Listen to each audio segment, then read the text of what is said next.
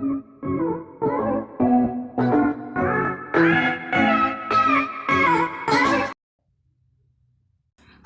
My friends, आज की इस वीडियो में हम सारे अपने प्रैक्टिकल्स को कवर अप करेंगे। एक ही वीडियो में फुल फ्लैज हमारी कॉस्ट अकाउंटिंग की बुक को कवर अप करने की हम पूरी कोशिश कर रहे हैं और आई होप आपको वो समझ भी आ जाएगी। फर्स्ट चैप्टर जैसे कि हमें दिख रहा है, ये है हमारा थ्योरी से रिलेटेड। ठीक है, देखो कोई प्रैक्टिकल नहीं आया हुआ, तो हमारी थ्योरी की अलग से प्लेलिस्ट है, उसमें 2 या 4 वीडियोज़ ही हैं स्पेसिफिकली इसके लिए, थ्योरी के लिए, तो आप जाके देख सकते हैं जो मैंने आपके लिए स्पेसिफिकली प्रोवाइड की हैं। और मैंने टेलीग्राम पे आपके लिए ग्रुप बनाया है गाइस, तो जिन्होंने वो अभी तक ज्वाइन नहीं किया, मैं आपको डिस्क्रिप्शन में उसका लिंक प्रोवाइड कर रही हूँ, प्लीज़ उसको ज्वाइन कर लो। अगर आपको एग्ज़ाम के टाइम में भी कोई प्रॉब्लम आती है तो आप वहाँ पर मेरे से पूछोगे तो आपको इंस्टेंटली रिप्लाई मिलेगा, क्योंकि वहाँ पर मैंने सभी वही बच्चे कलेक्ट किए हैं, आपके लिए ग्रुप बनाया है जिनको एग्ज़ाम में प्रॉब्लम आएगी, क्योंकि सम्स का कुछ पता नहीं है वो कहाँ से आएंगे। सो दैट्स वाई मैंने आपके लिए ग्रुप क्रिएट किया है। जो बच्चे मेरे साथ जुड़ चुके हैं उन्होंने कल के एग्ज़ाम में भी काफ़ी सारे क्वेश्चंस पुट किए हैं उस मतलब ग्रुप में, तो उनका इंस्टेंट रिप्लाई हुआ है और उन्होंने अच्छे से पेपर अपना कवर अप किया है। ठीक है, अगर आपको भी कोई प्रॉब्लम आती है तो आप ग्रुप ज्वाइन कर सकते हो, डिस्क्रिप्शन में आपको लिंक मिल जाएगा। जैसे कि आज की हमारी वीडियो का क्या टॉपिक है कि हमने सारे प्रैक्टिकल्स को कवर अप करना है, तो हम वही कोशिश करेंगे। फर्स्ट चैप्टर है हमारा कॉस्ट अकाउंटिंग। ये मैंने बेसिकली अपनी प्लेलिस्ट में नहीं करवा रखा चैप्टर, क्योंकि ये इंपॉर्टेंट नहीं है। देखिए लास्ट सम इसका 2015 में आया था, जो इसका सम है इसके ऊपर थ्योरी है, उसकी प्लेलिस्ट अलग से है, जैसे कि आपको बोला वो आप देख सकते हो। बट इसका अगर सम की बात करें तो आपको थोड़ा बहुत आइडिया होना चाहिए कि सम क्या है। तो हम बेसिकली लास्ट से स्टार्ट करते हैं। हमारा जो लास्ट सम है, पहले हम इसका फॉर्मेट बनाएंगे। ठीक है जी, तो पहले हम इसका बेसिकली फॉर्मेट बना ले। कॉस्ट शीट का हमारा फॉर्मेट क्या होता है, जैसे जिन्होंने मेरे साथ सभी वीडियोस देखी हैं उनको पता होगा मैंने क्या कॉस्ट शीट का फॉर्मेट सिखा रखा है। फर्स्ट आता है opening stock of raw material, ठीक है, देन आती है उसकी purchase, then closing stock of raw material, ठीक है, देन इसको करके हमारा यहाँ पे क्या निकल आता है, मटेरियल कंज्यूम्ड। ठीक है जी, यहाँ पे हमारा मटेरियल कंज्यूम निकल आएगा। देन हम डालते हैं डायरेक्ट लेबर या डायरेक्ट वेजेस, कुछ भी गिवन हो। देन हमारी निकल आती है प्राइम कोस्ट, प्राइम कोस्ट, ठीक है जी। देन हम डालते हैं हमारे फैक्ट्री ओवरहेड्स, फैक्ट्री के जितने भी एक्सपेंसेस होते हैं, फैक्ट्री से रिलेटेड जितने भी खर्चे होते हैं, देन हम वो डालते हैं। ठीक है, देन हमारी निकल आती है work cost, total work cost. ठीक है, टोटल वर्क कोस्ट निकल आई, यहाँ पे हमारी निकल आई टोटल वर्क कोस्ट। देन हमें ना एक ओपनिंग और closing work in progress given होते हैं। वर्क इन प्रोग्रेस क्या होते हैं, ये ओपनिंग क्लोजिंग रॉ मटेरियल हो गया स्टार्टिंग में, जो opening closing work in progress है वो फैक्ट्री ओवरहेड्स के बाद आते हैं। Opening stock of work in progress, ठीक है जी, closing stock of work in progress, ये 2 चीज़ें हमें गिवन होंगी। देन इसको करने के बाद हमारी निकल आएगी वर्क कोस्ट। ये टोटल वर्क कोस्ट थी, अब निकली वर्क कोस्ट। ठीक है, इसके बाद आते हैं हमारे एडमिनिस्ट्रेटिव एक्सपेंसेस, या बोल लो ऑफिस एक्सपेंसेस हो गए हमारे। ठीक है, वो सारे यहाँ पे आते हैं। ऑफिस एक्सपेंसेस डाल दिए हमने, तब इसके बाद हमारा निकल आएगा कॉस्ट ऑफ प्रोडक्शन। ठीक है जी, कॉस्ट ऑफ प्रोडक्शन निकल आया। इसके बाद ये डालने के बाद देन हमारे पास गिवन होंगे एक हमें ओपनिंग और closing of finish goods, opening stock या closing stock of finish goods, then हम वो डालेंगे। एंड लास्ट में हमारा यहाँ पे क्या निकला है, कॉस्ट ऑफ गुड्स सोल्ड। ठीक है जी, यहाँ तक फॉर्मेट हो गया। इसके आगे क्या होता है, हमें एक सेलिंग एक्सपेंसेस गिवन होते हैं। इसके बाद हमें सेलिंग एक्सपेंसेस गिवन होते हैं, हम वो डालेंगे सेलिंग एक्सपेंसेस। ठीक है, देन यहाँ पे हमारी निकल आएगी टोटल कॉस्ट। ये फॉर्मेट बता रही हूँ, जस्ट कॉस्ट शीट का फॉर्मेट बेसिकली सबको पता होता है, इसलिए मैं जस्ट फटाफट करवा रही हूँ। ठीक है, कॉस्ट, देन हमें एक सेल गिवन होएगी। ठीक है, उसका अमाउंट हम यहाँ डाल देंगे, तो इसको और जो ये अमाउंट आएगा माइनस करके निकल आएगा हमारा प्रॉफिट। ठीक है, अब एक स्टेटमेंट लेते हैं और इसी में वैल्यू पुट करके आपको दिखाती हूँ। ठीक है, जैसे ये वाला सम ले लो जो लास्ट मतलब 2015 में आ रखा है। यहाँ पे दे रखा है स्टॉक ऑफ रॉ मटेरियल, ये ओपनिंग है, ये क्लोजिंग है, ऐसे ही फिनिश का, ऐसे ही वर्क इन प्रोग्रेस। मैंने आपको तीनों बताए कहाँ कहाँ पे आने हैं। ठीक है, तो हम उठा लेते हैं पहले opening closing raw material. Opening raw material है 40,000, ठीक है जी, क्लोजिंग रॉ मटेरियल है 50,000, मैंने वैल्यू पुट कर दी। ठीक है जी, उसके बाद है यहाँ पे ये सारी चीज़ें हैं, इन सभी चीज़ों का अभी यूज़ नहीं है। इसके बाद ये चीज़ें आनी थी, चलो ये भी फिल ही कर देते हैं। Opening closing of finish goods, finish goods हमने यहाँ पे लेने थे। ठीक है, opening stock of finish goods है 1 लाख के, और closing stock of finish goods हैं 1,50,000 के। ठीक है जी, देन वर्क इन प्रोग्रेस के दे रखे हैं 10,000 और 14,000। 10,000 ओपनिंग है और 14,000 क्लोजिंग के हैं, जो कि होने हैं माइनस। क्लोजिंग ऑब्वियस है माइनस होता है। ठीक है जी, अब उसके बाद आ जाओ इनडायरेक्ट लेबर। ये सभी एक्सपेंसेस आ गए। अब हमारे इनडायरेक्ट मतलब फैक्ट्री से रिलेटेड हो गए, ठीक है, फैक्ट्री से रिलेटेड हमारे एक्सपेंसेस आ गए अब सारे, ठीक है फ्रेंड्स। अब हम देख ही जाएंगे कौन कौन सी चीज़ कहाँ पे आनी है, हम डालते जाएंगे। इनडायरेक्ट लेबर, ये मुझे पता है फैक्ट्री में आते हैं, ये इनडायरेक्ट खर्चे सारे फैक्ट्री के होते हैं, तो हम यहाँ पे छोटी छोटी वैल्यू लिखेंगे क्योंकि हमने अभी स्पेस नहीं बनाई, बट एग्जाम टाइम में करना है। यहाँ पे पहले मैंने 50,000 लिख लिया, टोटल ऐड करके इधर डालेंगे, ठीक है। देन लुब्रिकेंट, लुब्रिकेंट भी फैक्ट्री में ही आता है, यहाँ पे 10,000 देन ऐड कर देंगे। इंश्योरेंस ऑफ प्लांट, वो भी फैक्ट्री की होती है, इंश्योरेंस ऑफ प्लांट। अब आ गया next purchase of raw material, purchase of raw material जो कि हमने यहाँ पे डालना था। परचेज ऑफ रॉ मटेरियल कितना है, 4 लाख का, यहाँ पे डाल दिया। देन है सेल कमीशन, सेल कमीशन कहाँ जाएगी, जो हमारे सेलिंग के एक्सपेंसेस हैं, ये वाले जो हमारे सेलिंग के एक्सपेंसेस है ना, इसमें जाएगी हमारी सेल कमीशन। सेल कमीशन कितने की है, 60,000 की। मैंने यहाँ पे छोटा छोटा लिखा है क्योंकि मैंने स्पेस नहीं दी, ठीक है। देन सैलरीज ऑफ सेलमैन, ये भी सैलरीज ऑफ सेल्समैन, खुद मुंह से बोल रही है सेलिंग एक्सपेंस है, ठीक है। देन 1 लाख और ऐड हो जाएगा यहाँ पे, 1 लाख, ठीक है। देन एडमिनिस्ट्रेटिव एक्सपेंसेस, अब ये मुंह से बोल रहे हैं कि मैं एडमिनिस्ट्रेटिव एक्सपेंसेस हूँ, तो हमने एडमिनिस्ट्रेटिव एक्सपेंसेस यहाँ पे देखे थे ना, ये देखो एडमिनिस्ट्रेटिव मीन्स ऑफिस, तो हम यहाँ पे 1 लाख लिख लेंगे, ठीक है जी। उसके बाद है कैरेज आउटवर्ड, कैरेज आउटवर्ड जो होता है वो होते हैं हमारे सेलिंग एक्सपेंसेस। मैं आपको बता रही हूँ, कैरेज इनवर्ड हमारा डायरेक्ट लेबर के साथ या परचेज के साथ आता है, और जो कैरेज आउटवर्ड होता है वो हमारे सेलिंग में जाता है। कैरेज आउटवर्ड है हमारा 20,000 का, तो यहाँ पे हम 20,000 लिख लेंगे हमारा एड ऑन, ठीक है। देन नेक्स्ट है हमारी पावर, हमारी जो पावर है वो आती है हमारी फैक्ट्री एक्सपेंसेस में, तो हमारे जो फैक्ट्री एक्सपेंसेस है इसमें पावर एड ऑन कर देंगे 30,000 मोर, ठीक है।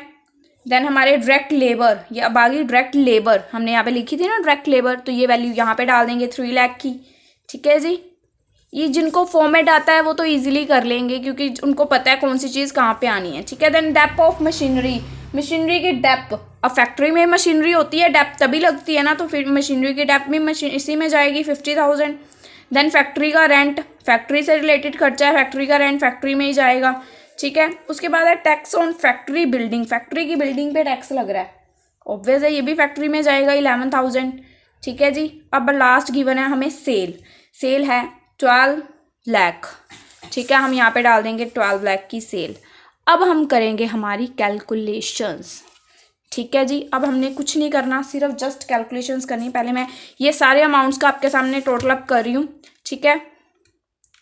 पहले हम सभी ये अमाउंट्स ले रहे हैं, 50,000 plus 10,000 plus 3,000 plus 60,000 plus 50,000 plus 30,000 and plus 11,000, ठीक है जी। ये आ गया हमारा 2,14,000, तो मैंने यहाँ पे अपना फैक्ट्री के टोटल लिख दिए 2,14,000, ठीक है जी। देन इधर वाली साइड देखो, ये हमने 3 लिए थे तो हम इनको भी ऐड ऑन कर लेते हैं, 60,000 प्लस 1 लाख प्लस 20,000, कितना बन गया 1,80,000, तो हम यहाँ पे 1,80,000 अपना बिग बिग लिख लेंगे ताकि हमें पता चल जाए, ठीक है। अब हमने छोटे मोटे नहीं देखने, अब हम हमारी कैलकुलेशंस करेंगे। देखो पहले है 40,000 then 4 lakh, 40,000 plus 4 lakh minus 50,000 करके आ गया 3,90,000, तो मैंने यहाँ पे लिख दिया 3,90,000, ठीक है जी। देन हमने ऐड किया 3 लाख, तो मेरा यहाँ पे आ गया 6,90,000, ठीक है। देन मैंने फैक्ट्री ओवरहेड्स ऐड किए 2,14,000,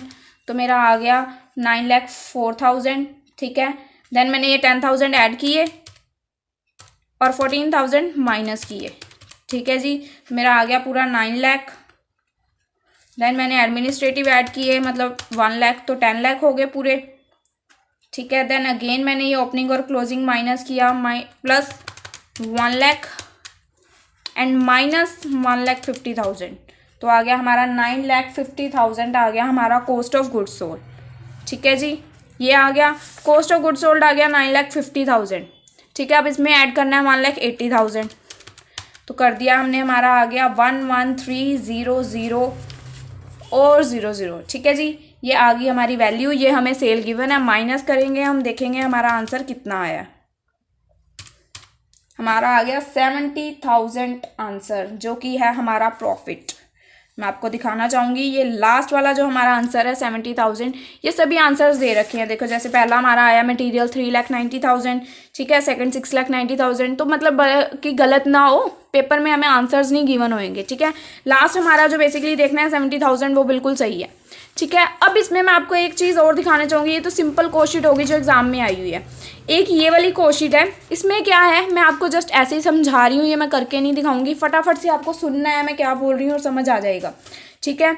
आपको इसमें ओपनिंग रॉ मटेरियल दे रखा है, क्लोजिंग रॉ मटेरियल दे रखा है, work in progress opening closing और फिनिश गुड्स ओपनिंग क्लोजिंग तीनों दे रखे हैं, ठीक है। उसके बाद सेलिंग एक्सपेंसेस दे रखे हैं। सेलिंग एक्सपेंसेस जो मैंने अभी आपको फॉर्मेट में बताया, एडमिनिस्ट्रेटिव एक्सपेंसेस दे रखे हैं, सेल दे रखी है, ठीक है। उसके बाद आ जाओ ऊपर डायरेक्ट लेबर दे रखी है और cost of goods sold. Cost of goods sold कैसे दे दी भाई, इस समय हमने अभी अभी देखा कॉस्ट ऑफ गुड्स सोल्ड तो हमने टोटल करके निकाली थी, ठीक है ना। कॉस्ट ऑफ गुड्स सोल्ड हमने अभी सब में निकाली है। तो इसमें आपने ये ध्यान रखना है, कॉस्ट ऑफ गुड्स सोल्ड दे रखी है तो आपको एक चीज़ मिसिंग है इसमें, वो है हमारी परचेज, ठीक है।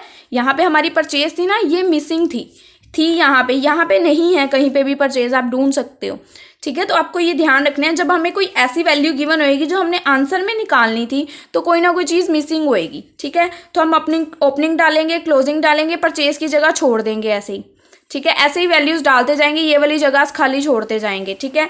जब जाके बारी आएगी कॉस्ट ऑफ गुड्स सोल्ड की तो हम यहाँ पे ये वैल्यू डाल के जो ऐड, जैसे क्लोजिंग स्टॉक माइनस होता है तो इसको ऐड करेंगे, जो ऐड होता है उसको माइनस करते जाएंगे देन हमारी परचेज की वैल्यू निकल आएगी बैलेंसिंग फिगर। आप ट्राई करिएगा, पूरा 36,000 आएगा, मैं आपको गारंटी दे सकती हूँ इसकी। मैं आपको सम भी दिखा सकती हूँ, मैंने किया हुआ है ये, रुको। ये देखिए फ्रेंड्स, यहाँ पे मैंने परचेज निकाली है, उसके साथ वर्किंग नोट लिख रखा है कि ये वर्किंग नोट से आई है, ठीक है। मैंने यहाँ पे अलग से वर्किंग नोट भी बना रखा है कि क्या चीज़ ऐड हुई है और क्या लेस। तो आप इसका एक स्क्रीनशॉट लीजिए और इसको प्रैक्टिस कीजिएगा, आपका हो जाएगा। कल का दिन अभी है, ठीक है, परसों एग्जाम है, आज मतलब हो जाएगा आपका। एक बार ट्राई कीजिए, ठीक है, कल का दिन पूरा है आपके पास। ये मैंने सम पूरा कर रखा है, आपको फोटो खींचनी है तो आप खींच सकते हैं। बस जो चीज़ यहाँ पे माइनस के साइन में है उसको ऐड करना जब इसको निकालना है, ठीक है, और जो ऐड है उसको माइनस करना, ठीक है। आप फोटो क्लिक कर लो, ठीक है। देन हम नेक्स्ट सम करते हैं। अब हमारा देखते हैं, इस चैप्टर में से मेरे को 2 सम इंपॉर्टेंट लगे जो अच्छे हैं, बाकी सिंपल ही आप कर लोगे, इजी वाले हैं, ठीक है।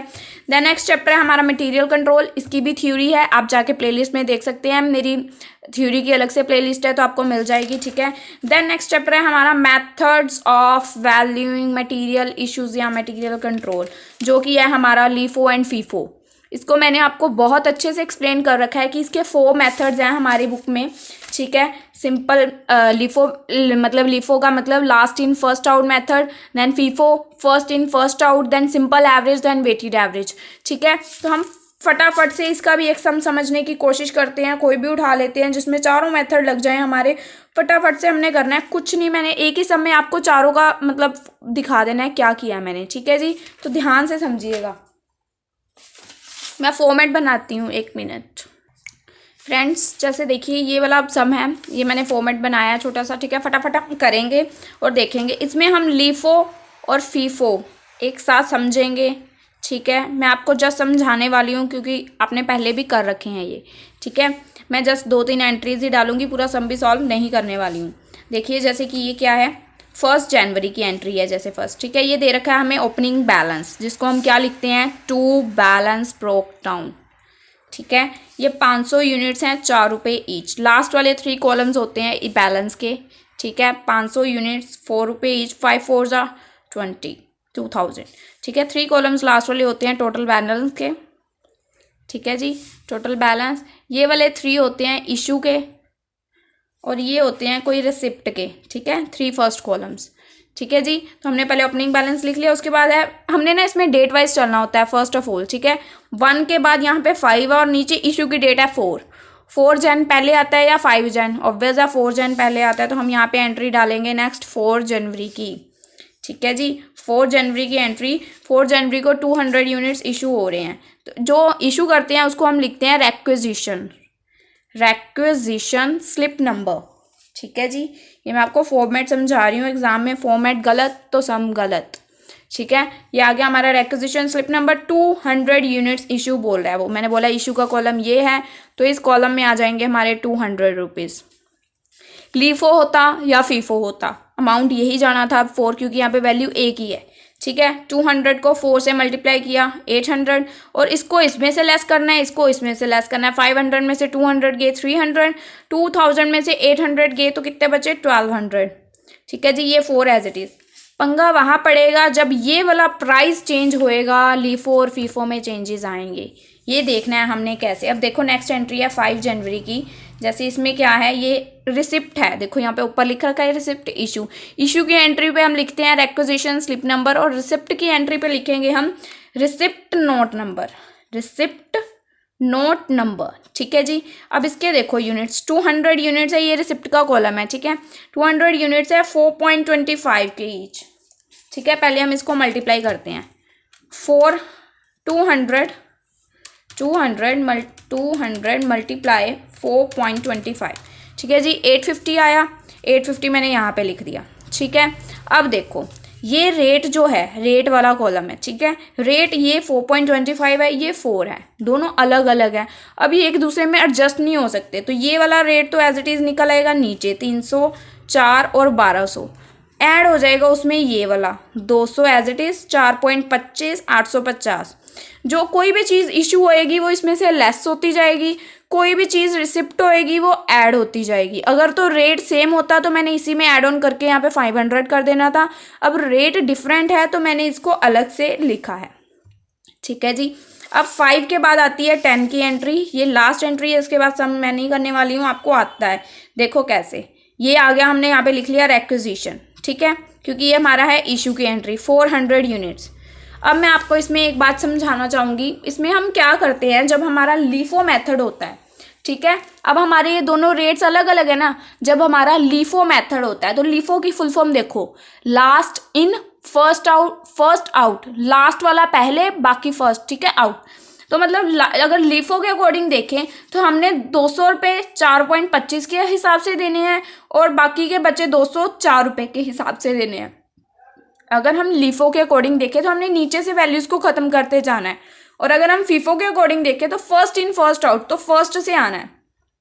अगर हम लीफो के अकॉर्डिंग इसको डिस्ट्रीब्यूट करेंगे तो 200 और 200 जाएगा, क्योंकि लास्ट में 200 बच्चे कितनी वैल्यू डिस्ट्रीब्यूट करने वाली 200, तो 200 इसमें से लेंगे, ठीक है। बट अगर हम फीफो के अकॉर्डिंग देखें तो 300 है पहले वाली, FIFO first in first out 300 इसमें से जाएगा, 100 इसमें से जाएगा, ठीक है। देखो मैं आपको कोई भी एक मेथड से कर देती हूँ, फीफो से कर देते हैं अभी के लिए, ठीक है। तो फीफो क्या होता है, first in first out, first वाली कौन सी है 300, तो पहले यहाँ पे वैल्यू 300 जाएंगे 4 रुपीज़ के अकॉर्डिंग, और बचे 100 जाएंगे 4.25 के अकॉर्डिंग। 300 को 4 से किया 1200 एज इट इज़ आ गया, देन हमने 100 को 4.25 से मल्टीप्लाई किया तो हमारा आया 425, ठीक है। अब हमने जो मैंने बोला आपको इशू वाली चीज़ क्या होती है, -200 में से ये 100 गई, यहाँ बचा 100, रेट हमारा 4.25 बचा, और 850 में से 425 माइनस कर दिए हमने, तो हमारा आया 425, ठीक है जी। ऐसे ही लीफो का अगर होता तो करते, अब फीफो लिया है तो ऐसे ही करेंगे, ठीक है जी। आई होप गाइज आपको इतनी चीज़ समझ आई है। ऐसे ही करते करते हमने सारी एंट्रीज डालते जानी है, और लास्ट में जब हमारी एंट्री खत्म हो जाएगी इधर जाके हमारा आंसर आ जाएगा। बेसिकली बहुत इजी मेथड्स होते हैं लीफो फीफो के, आराम से निकल जाते हैं। आप इसको ट्राई करके देख सकते हो, मैं आपको सम की फ़ोटो दिखा देती हूँ, आप वहाँ से ट्राई अप कर लेना, ठीक है गाइज। बहुत इजीली सम्स कवर अप हो जाएंगे आपके। ये देखिए फ्रेंड्स, मैंने इसको फीफो मेथड से सॉल्व करके रखा है, क्योंकि इसमें बोला गया था फीफो मेथड, तो उसी से सॉल्व करके रखा हुआ है, ठीक है। तो आप इसको देख सकते हैं एक बार, अगर आपको देखना है तो स्क्रीनशॉट ले लीजिए, ट्राई कीजिए। बहुत इजी सम है ये, एक ही जस्ट मैंने आपको समझाया ताकि आपको पेपर में मेथड तो कम से कम पता हो। आप ट्राई सम को अटैम्प्ट तो करो। यहाँ पे सम खत्म है, देखो ये लास्ट में एंट्री डाली मैंने 30 जन की, देन जो आया ये वाली वैल्यू जो भी बची that is my answer. Value of closing stock कुछ भी नहीं है, वैसे ही एंट्रीज डालते जाना है जैसे मैंने आपको समझाई है। 3 कॉलम्स है, रिसिप्ट, इशू और बैलेंस, इधर पर्टिकुलर और डेट, ठीक है। तो प्रॉपरली करना है हमने, कुछ कंफ्यूज नहीं होना है, ठीक है। आप एक बार स्टेटमेंट की स्क्रीनशॉट ले लो, आपको इजी रहेगा। लीफो फीफो मेथड दोनों ही सेम वे से आपको समझ आ जाएंगे, इजी है, कुछ भी आए आपने ऐसे ही करना है, ठीक है। अब आपको समझाने की बारी है सिंपल, एवरेज और वेटेड, जिसके लिए मैं इस एग्जाम्पल को ले लेती हूँ क्योंकि यही है सामने, ठीक है। लीजिए फ्रेंड्स, नेक्स्ट सम के लिए फॉर्मेट बन गया है। इस फॉर्मेट में क्या चेंज है, देखो जो लिफो फिफो का होता है उसमें बैलेंस में 3 कॉलम्स होते हैं, एक रेट का कॉलम जो होता है हम बनाते हैं, ठीक है जी। इसमें क्या होता है, सिंपल एवरेज और वेटेड में हमने रेट का कॉलम नहीं लेना होता। आप चाहो तो ले सकते हो, वैसे उसका कोई रोल है नहीं, कोई यूज़ नहीं है, ठीक है। तो आप चाहो तो ले भी सकते हो, कोई कन्फ्यूज़न की बात नहीं है। अगर ना चाहो तो मैं नहीं लेती हूँ, इसलिए मैं आपको बता रही हूँ, ठीक है। तो नेक्स्ट हम देखते हैं हमारा जो ये सम है, इसमें हम सिंपल और वेटेड दोनों ट्राई करेंगे। फर्स्ट हमारी एंट्री है 2 जन की, तो हम ऐसे ही डाल रहे हैं इसको 2 जन को, ठीक है। 4000 मतलब परचेज है, तो मतलब रिसिप्ट हुई, तो मतलब क्या लिखेंगे हम, रिसिप्ट नोट नंबर, ठीक है, जो कि हम लिखते हैं रिसिप्ट नोट नंबर, ठीक है। 4000 यूनिट्स की बोल रहा है परचेज की है, और 4 पर यूनिट, 4 4 जा 16,000, ठीक है जी। 16,000 आ गया। अब हम टोटल जो ये दो चीज़ें हैं, ये दो इधर लिखेंगे 4000 और 16,000। मैं रेट नहीं लेती हूँ, आप चाहो तो ले सकते हो, कोई प्रॉब्लम की बात नहीं है, ठीक है।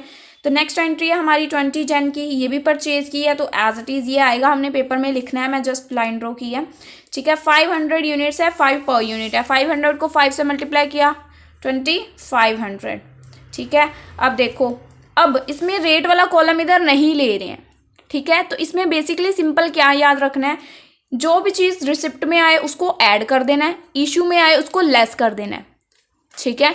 कोई भी चीज़ इसमें रेट नहीं देखना, उसमें लिफो फिफो में हम रेट को देखते थे ना, रेट अलग होता था तो अलग से वैल्यू डालते थे, इसमें वो नहीं करना है। इसमें जस्ट अगर चीज़ रिसिप्ट में है तो उसको ऐड कर दो, अगर इशू में है तो लेस कर दो, ठीक है। देखो 4000 प्लस 500 4500, और 16,000 प्लस 2500, 16,000 प्लस 2500 तो 18,500 इधर डाल दिया मैंने, ठीक है जी। नेक्स्ट देखो 5 फेब की एंट्री है। अब नेक्स्ट हमारी 5 फेब की इशू की है, तो यहाँ पे क्या लिखेंगे हम, रेक्विजिशन स्लिप नंबर, ठीक है जी। स्लिप नंबर लिखेंगे हम यहाँ पे। 2000 यूनिट्स बोल रहा है कि इशू हुए हैं, ठीक है। अब देखो यहाँ पे आपको समझाऊंगी, क्योंकि दोनों मेथड इशू से ही चेंज होते हैं कि इशू में क्या पंगा पड़ता है। अब जो ये हमारे सिंपल और वेटेड है, इसमें क्या है, सिंपल मेथड में आप क्या करोगे, इधर वाली साइड, सिंपल का बता रही हूँ, सिंपल वेटेड मेथड जो है, सिंपल एवरेज मेथड जो, उसमें क्या करना होता है, रेट तो हम इधर ले नहीं रहे, ठीक है। इधर वाली साइड देखने होते हैं, कितने हैं ये 4 और 5 हैं, ये रेट देखना होता है, ठीक है। इसका रेट ही निकालना है ना हमने। इधरली साइड जितने भी हैं, 4 प्लस किया उसमें 5, 9 आ गया। ये दो कितने थे डिजिट्स, 2 थे, 2 टोटल थे, डिवाइड बाय 2, हमारा रेट आ गया 4.5। ये होता है सिंपल में, अगर हम करें इसको सिंपल मेथड से, ठीक है। इसको मल्टीप्लाई करके डाल देंगे और इसमें से वैल्यू लेस कर देंगे, जैसे कि इशू में करते हैं हम, ठीक है।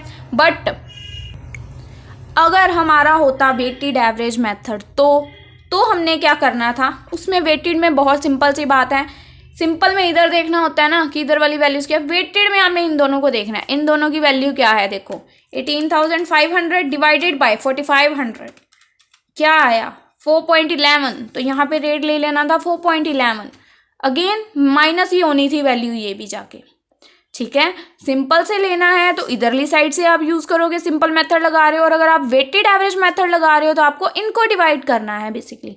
कुछ कंफ्यूज होने वाली बात नहीं है, जस्ट समझने वाली बात है कि मैं क्या बता रही हूँ। जैसे मैं आपको सिंपल से करके दिखा रही हूँ, वेटेड तो आप कर लोगे ना, इधर डिवाइड करना है और वैल्यू इधर वाली रेट निकल आएगी, देन उसको मल्टीप्लाई करके यहाँ डाल के इशू माइनस करते जाना है, रिसिप्ट ऐड करते जाना है, इशू माइनस करते जाना है, रिसिप्ट ऐड करते जाना है, कुछ प्रॉब्लम नहीं आएगी। आपको इससे करके दिखा देती हूँ। देखो 2000 मल्टीप्लाई 4.5 किया, ये आ गया 9000। तो अब मैंने बताया इशू माइनस करना है, तो इसमें से मैं माइनस कर दूंगी 18,500 में से, 9500 इधर आ गया और 2500 इधर आ गया, 45 में से 2000 गए। ऐसे ही अगली एंट्री देख लो, एक और दिखा रही हूँ, 10 की है, 10 फेब की परचेज की एंट्री। तो हम क्या लिखते हैं, रिसिप्ट अपना, ठीक है जी। Then 6000 units, 6 per unit, 6000 multiply 6 किया, आया हमारा 36,000। मैंने क्या बोला, इसको एज इट इज़ ऐड कर देना है, कोई हमने रेट का नहीं देखना कि सेम है या नहीं। 36,000 प्लस 9500, ठीक है जी, 45,500, देन 2500 प्लस 6,000 8500, ठीक है जी। अब एक इशू की एंट्री है, नेक्स्ट देख लो, फिर हम बस कर रहे हैं, इस हमको आगे नहीं करेंगे, सिमिलरली आगे जाते जाना है, इसने कुछ इसमें चेंजेस नहीं करेंगे हम, ठीक है। इशू किया, अब देखो 4000 यूनिट्स। अब देखो जैसे कि सिंपल मेथड है हमारा, ठीक है, अब हम सिंपल मेथड यूज़ करें ना, सिंपल एवरेज, तो ये 2000 थे यूनिट्स, तो पहले यूनिट्स देखो 4000 थे, हमने इन दोनों को ऐड करके किया, तो इसमें से 2000 यूज़ हो गए यूनिट्स, 2000 अभी भी लेफ्ट है ना, 2000 यूनिट्स अभी भी लेफ्ट हैं, तो अब हम तीनों के रेट लेंगे। अगर यहाँ पे बाय चांस 2000 वैल्यू होती, ठीक है, तो हमने 2000 इन दोनों का ऐड करके ये किया था, 2000 के 2000 यूज़ हो गए, देन हमने इन दोनों को लेना था 5 और 6 डिवाइडेड बाय 2, ठीक है, बट अभी इसमें वैल्यू बाकी है ना इसमें यूनिट्स, तो हम क्या करेंगे 4 + 5 plus divided 4 + 5 + 6 plus divided by total कितनी है ये 3, तो हम 3 ले लेंगे, हमारा कितना आ गया 5। तो नेक्स्ट टाइम हम इसको 5 से मल्टीप्लाई करेंगे, ठीक है जी। अब हमने 4000 × 5 किया तो हमारा आया 20000। देन हमने अगेन इसको इसमें से क्या करना है लेस, तो हमने कर दिया 25500, और 8500 में से हमने 4000 लेस किया तो हमारा आ गया 4500। ठीक है गाइज, ऐसे ही आपको आगे भी एंट्रीज डालते जानी है और आपके आंसर्स ये वाले आ जाएंगे, तो आप ट्राई करके देखिएगा, ठीक है। जैसे कि ये देखो यहाँ पे दे रखा है कि सिंपल के अकॉर्डिंग कितने आंसर्स आ रहे हैं, देखो 4.5 हमारा फर्स्ट आया यहाँ पे, सिंपल के अकॉर्डिंग सेकंड आ गया था हमारा 5, एज इट इज़ आपके आगे वाले आंसर्स भी आएंगे, और ये वाले जो यूनिट्स आएंगे ये भी इशू कहीं हैं बट ये वेटेड के अकॉर्डिंग है, तो आप दोनों ट्राई करिएगा, आपके आंसर्स एक्जैक्टली आ सकते हैं अगर आप कोशिश करोगे तो। बहुत ईजिली एक्सप्लेन किया है मैंने, आई होप आपको समझ आया, ठीक है। इसके बाद अब हम फ्रेंड्स हमारा नेक्स्ट चैप्टर है टेक्निक्स ऑफ मटेरियल कंट्रोल, तो हम इसको स्टार्ट करते हैं। इसमें मैं आपको फॉर्मूलाज बताऊंगी, क्योंकि फॉर्मूले हैं उसमें वैल्यू पुट करनी है और आपका आंसर आता जाएगा, ठीक है। तो इसमें आपको फॉर्मूलाज की रिवीजन करनी है कि आपको इजीली सब कुछ लर्न रहे, ठीक है। फर्स्ट इसमें हमारा फॉर्मूला है जो कि है ऑर्डरिंग लेवल, इसको आप रीऑर्डर लेवल में भी बोल सकते हो, अगर पेपर में आए रीऑर्डर लेवल निकालो तो उसको ऑर्डरिंग लेवल ही बोलते हैं। इसका फॉर्मूला क्या है, maximum consumption multiply maximum reorder period, ठीक है। इसको लर्न करने का मैंने आपके लिए वे रखा था, जैसे मैंने आपको पिछली वीडियोस में भी समझाया हुआ है, जो मैंने सम्स की करवाई हैं। देखो अगर कोई बंदा नई कंपनीज खोल रहा है, ठीक है, कोई न्यू कंपनी खोल रहा है, तो वो क्या चाहेगा, उसके पास उसकी मैक्सिमम कंजप्शन, मैक्सिमम क्या होता है ज़्यादा से ज़्यादा कंजप्शन हो, ज़्यादा से ज़्यादा उसको ऑर्डर्स आए, ज़्यादा से ज़्यादा वो कमाई करे, ठीक है। तो maximum consumption multiply maximum reorder period, ठीक है जी। फर्स्ट फॉर्मूला हो गया हमारा ऑर्डरिंग लेवल का। सेकंड है मिनिमम लेवल। अब देखो सबसे अगर न्यू कोई खोल रहा है तो वो मिनिमम चाहेगा, उसके बाद आता है हमारा मिनिमम, आता एवरेज है। वैसे अगर देखो पहले सबसे ऊपर आता है न्यू, देन एवरेज, ठीक है ना, मिनिमम या लगा लो मिनिमम, एवरेज, देन मैक्सिमम, सबसे कम, ठीक ठाक या सबसे ज़्यादा, ठीक है। 3 चीज़ें होती है, मिनिमम, एवरेज या मैक्सिमम, ठीक है। तो मिनिमम वाला क्या चाहेगा, जो सबसे ऊपर है मिनिमम वाला, वो क्या चाहेगा कि वो एवरेज तक पहुंच जाए, मतलब ठीक ठाक तक कमाई कर ले, जो सबसे कम कमाई करता है, ठीक है ना। जो मिनिमम वाला है वो एवरेज तक पहुंचना चाहेगा, और जो मैक्सिमम वाला है वो घूम के मिनिमम पे पहुंचना चाहेगा। मिनिमम, एवरेज, मैक्सिमम, मिनिमम वाला एवरेज पे और मैक्सिमम वाला घूम के मिनिमम पे, ठीक है। तो देखो मिनिमम का लर्न करने का फॉर्मूला ऑर्डरिंग लेवल जो ये है, इसका आंसर, ठीक है, माइनस, हर ब्रैकेट शुरू होने से पहले माइनस का साइन लेना है, चाहे वो मिनिमम है चाहे वो मैक्सिमम है, याद रखिएगा। माइनस मिनिमम वाला कहाँ जाएगा, एवरेज मतलब नॉर्मल, सेम ही होते हैं, normal consumption multiply normal reorder period, ठीक है। कंजप्शन और रीऑर्डर पीरियड ही आएगा, इधर भी कंजप्शन और रीऑर्डर पीरियड ही था, ठीक है। मिनिमम ऐसे ही मैक्सिमम है, ऑर्डरिंग लेवल सेम ऊपर वाला answer, then plus reorder quantity EOQ, ये मैं आपको आगे फॉर्मूला बताती हूँ EOQ का। देन ब्रैकेट शुरू होने से पहले अगेन माइनस का साइन, देन मैक्सिमम वाला कहाँ जाना चाहेगा, मिनिमम में, तो minimum consumption multiply minimum reorder period, ठीक है जी। नेक्स्ट है हमारा average stock level. Average stock level कैसे निकलता है, जो मिनिमम स्टॉक लेवल है वो प्लस हाफ रीऑर्डर क्वांटिटी, जो EOQ हमारा होएगा ना उसका हाफ, ठीक है, हाफ उसमें ऐड कर देना है तो हमारा एवरेज निकल आएगा। यहाँ एवरेज निकालने का और एक तरीका है, मिनिमम लेवल का जो आंसर आया है वो, और जो मैक्सिमम लेवल का ये फॉर्मूला से आंसर आएगा वो, डिवाइडेड बाय 2, ठीक है जी। और ये देखिए अब आ गया EOQ का फॉर्मूला। EOQ का फॉर्मूला क्या होता है, 2CO/I, बाहर है अंडर रूट, ठीक है। 2 सी का मतलब है एनुअल कंजप्शन, ओ से है ऑर्डरिंग कॉस्ट, आई से है कैरिंग कॉस्ट। कैरिंग कॉस्ट निकालने के लिए भी एक फॉर्मूला होता है, पर पीस का जो रेट गिवन होता है मल्टीप्लाई रेट। ठीक है जी, पर पीस का एक रेट गिवन होता है, उसके मल्टीप्लाई रेट। एक और फॉर्मूला है जो कि है डेंजर लेवल, ये रहा danger level, average stock level multiply maximum reorder period for emergency purchase. ये लर्न करना पड़ेगा एक फॉर्मूला, इसके लिए मुझको कोई ट्रिक नहीं है मेरे पास। ठीक है, average stock level multiply maximum reorder period for emergency purchase. ठीक है फ्रेंड्स, तो बेसिकली जो स्टार्टिंग वाले सम्स है देखिए यही मैंने आपको करवा रखी है, मैंने वही नोट्स खोल रखे हैं जिसमें आपको राइट डाउन करके मैंने पिछली प्रैक्टिकल जो वीडियो समझाई हैं उसमें करवा रखा है सारा, तो वही नोट्स वाले पेपर खोल रखे हैं मैंने। तो देखिए ये सारे मैंने आपको सिंपल फॉर्मूलाज में वैल्यू पुट कर रखी है, EOQ निकालना सिखाया हुआ है तो आपको आता है। ठीक है, उसके बाद आते हैं यहाँ पे, ये एक सम मैंने कर रखा है, मैं आपको स्टेटमेंट नहीं दिखा रही, ऐसे समझा रही हूँ। उसमें क्या कर रखा है, एक हमें EOQ निकालने को बोला था, हमने सिंपली फॉर्मूले में पुट किया, निकाल दिया। इसके बाद इसमें क्या करना होता है, ये लॉन्ग में सम आ जाता है कई बार, ये निकल आया। उसके बाद निकालने होते हैं हमें नंबर ऑफ EOQ या नंबर ऑफ ऑर्डर बोल लो। ठीक है, नंबर ऑफ ऑर्डर या EOQ, ये कैसे निकलते हैं, जो हमारे यहाँ पे एनुअली, यहाँ पे मंथली वैल्यू गिवन थी इसलिए 12 से मल्टीप्लाई किया हुआ है, तो इनकी अगर हमने एनुअली देखे तो 90,000 आएगी इसको मल्टीप्लाई करके, वो डिवाइडेड बाय इसका जो आंसर आता है वो करके एक निकलेगा हमारा रेट। ठीक है, उसके बाद एक निकालना होता है हमने नंबर ऑफ ऑफर, यही वाली वैल्यू मल्टीप्लाई करके 90,000 डिवाइडेड बाय एक हमें यूनिट्स गिवन होंगे। ठीक है, एट अ डिस्काउंट, स्टेटमेंट में बोला जाएगा एट इतने % डिस्काउंट इतने यूनिट्स हैं। ठीक है, तो जो ये यूनिट्स हैं वो इसके साथ डिवाइड होंगे तो हमारा 12 आ जाएगा। ठीक है, कई बार होता है डायरेक्टली ऑफर की वैल्यू दी होती है कि 6 इंस्टॉलमेंट्स, जैसे उन्होंने बोल दिया कि 6 इंस्टॉलमेंट्स है तो that is our number of offer. ठीक है, ऑफर का नंबर मिल गया हमें डायरेक्टली, हमने उसको ऐसे नहीं निकालना, फिर हमने उसको डायरेक्टली अज्यूम कर लेना है। यहाँ पे अलग से वैल्यू गिवन थी इस समय इसलिए निकाल रखा है, तो ये अब ऑफर वाली साइड हो गया 12 रुपीज़ और जो ऑर्डर है EOQ के वो 23.3। ठीक है, अब जो मटेरियल है 90,000 टोटल ये था, मल्टीप्लाई 60 पर पीस उधर गिवन होएगा जो हमने यहाँ पे किया है।